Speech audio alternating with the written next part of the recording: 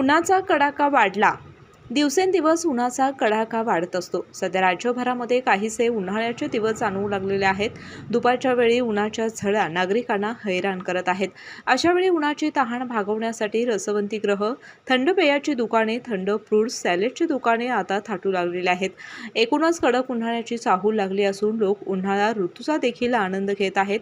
दरवर्षी होळी पौर्णिमेनंतर राज्यभरामध्ये उन्हाची तीव्रता वाढत असते। यावर्षी देखील होळी पौर्णिमेनंतर कडक उन्हाळ्याला सुरुवात झाली आहे। दिवसेंदिवस वातावरणातील तापमान वाढतं होतंय। अशातच लोक उन्हाच्या झळापासून काहीशी सुटका मिळवण्यासाठी आता थंड पेय तसेच कलिंगडासारख्या फ्रूट साइडचा वापर करत आहेत। त्याच अनुषंगाने बाजारपेठामध्ये आता रसवंतीगृह, दही ताक विकणारे विक्रेते, थंड शीतपेय विकणारे विक्रेते यांच्या दुकानांच्या पुढे रांगा लागू लागल्या आहेत।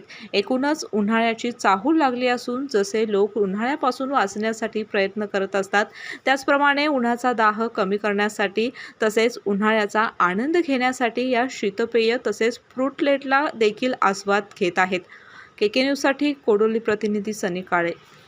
आ आ आई येस ब ब बदक क क कणीदार, आ ख ख खमंग, ग ग गोकुळ तू हा